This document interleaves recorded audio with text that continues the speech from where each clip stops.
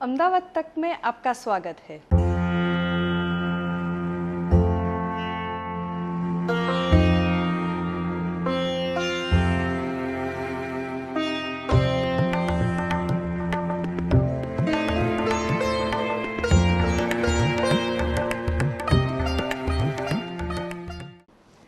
भावेश जी, जिस हिसाब से शादी ब्याह से पहले लड़का लड़की की कुंडलियां जैसे मिलाई जाती है, क्या उसी तरह से बिजनेस पार्टनर्स की भी कुंडलियां मिलाई जाती है, मिलाई जा सकती है, या फिर क्या बॉस और एम्प्लॉई की कुंडलियां भी मिलाई जाती है?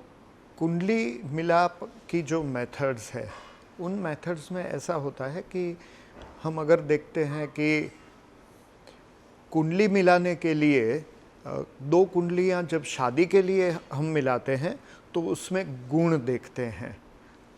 अदरवाइज कुंडली मिलाते हैं जैसे बॉस एम्प्लॉय की कुंडली या तो पार्टनर्स की कुंडली, बिजनेस पार्टनर्स की कुंडली, तो उसमें दोनों में क्या क्या गुण है ये देखना ज़रूरी है। आप समझे डिफरेंस? शादी के लिए कुंडलियां मिलाई जाती है तो उसमें गुण मिलान ज़रूरी है, वो जो होते हैं ना 36 गुण, उनकी बात कर रहा हूँ।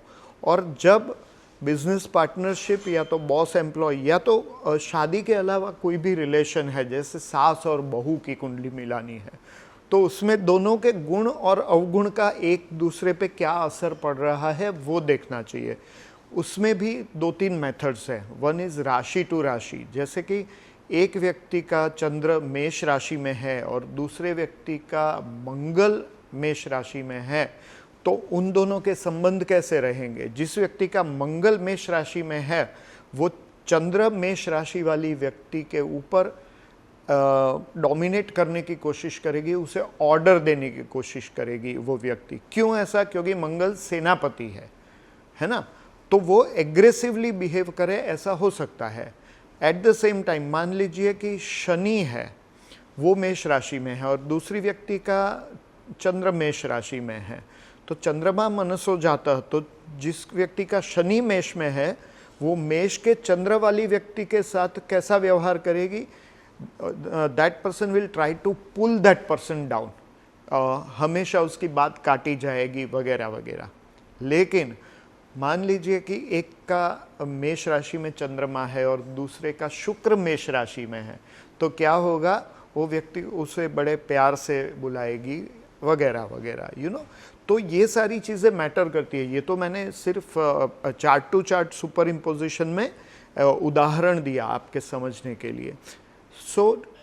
एक ये मेथड है कि आप यूनिवर्सल ज़ोडिएक बना दीजिए दोनों चार्ट्स को और चार्ट्स सुपर इम्पोज करके देखिए, लेकिन आपको प्लानिटरी कॉम्बिनेशंस का और सुपर इम्पोजिशन का पूरा ज्ञान होना बहुत ही ज़रूरी है, वरना ये खतरनाक साबित हो सकता है। अगर आपके पास ये ज्ञान नहीं है और आप दो कुंडलियाँ लेकर बैठेंगे तो आप कहीं गलत गाइड कर बैठे, ऐसा भी हो सकता है। दी अदर मेथड इज लग्न टू लग्न, मतलब एक व्यक्ति का जन्म लग्न और दूसरी व्यक्ति का जन्म लग्न, उन दोनों को मिलाने की कोशिश करिए। फॉर एग्जाम्पल कि किसी का सिंह लग्न है और दूसरी व्यक्ति का वृश्चिक लग्न है, तो क्योंकि दोनों लग्न एक दूसरे से स्क्वायर में है तो उन दोनों के बीच तनाव की संभावनाएं रहेगी। लेकिन एक का सिंह लग्न है और दूसरी व्यक्ति का मेष लग्न है, तो क्योंकि वो ट्राइन एस्पेक्ट बनता है इसलिए उन दोनों के संबंध एक दूसरे के साथ अच्छे रहेंगे। लेकिन बाद में प्लैनेटरी पोजीशंस देखकर आप बता सकते हैं, but generally they will be lucky for each other. एक व्यक्ति का लग्न है, उससे दूसरे व्यक्ति का लग्न अगर 6, 8, 12 में पड़ रहा है तो 6, 8 और 12 ये नेगेटिव एस्पेक्ट्स हैं, इसलिए संबंध में संघर्ष ज़्यादा रहेगा। मान लीजिए कि एक व्यक्ति का मेष लग्न है और दूसरी व्यक्ति का वृश्चिक लग्न है, तो दोनों मंगल की राशियाँ हैं। आप कहेंगे कि लग्नेश तो एक ही है, लेकिन वहाँ षडाष्टक हो जाता है, दोनों लड़ायक वृत्ति के होंगे, तो दोनों एक दूसरे के सामने तलवार लेके आ जाएंगे। बॉस एम्प्लॉय रिलेशन में भी वो चीज़ काम नहीं करेगी और बिजनेस पार्टनरशिप में भी वो चीज़ काम नहीं करेगी। तो ये दो मेथड्स है। और तीसरी जो मेथड है उसमें आपको चाइनीज़ न्यूमरोलॉजी का इस्तेमाल करना होगा कि जिसमें आप एक दूसरे को कौन से नंबर्स कंट्रीब्यूट करते हो उसके आधार पर एनालिसिस निकलेगा। सो मेनली इन 3 मेथड्स का इस्तेमाल होता है। किसी भी 2 व्यक्ति की कुंडलियां मिलाई जा सकती है। नियम सिर्फ यही याद रखना है कि शादी ब्याह के लिए कुंडलियां मिलाते हैं तो नॉर्थ इंडियन मेथड या साउथ इंडियन मेथड के हिसाब से जो नंबर ऑफ गुण आप चेक करते हैं वो यानी कि अष्टकूट या साउथ में 10 कूट वो आप चेक करते हैं, वो कर सकते हैं।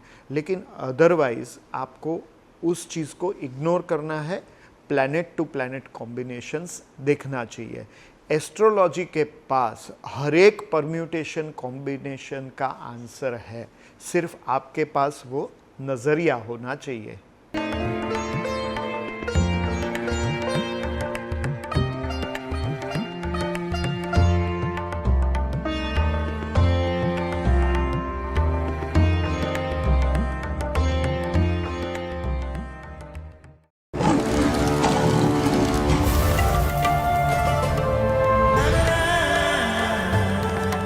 अहमदाबाद तक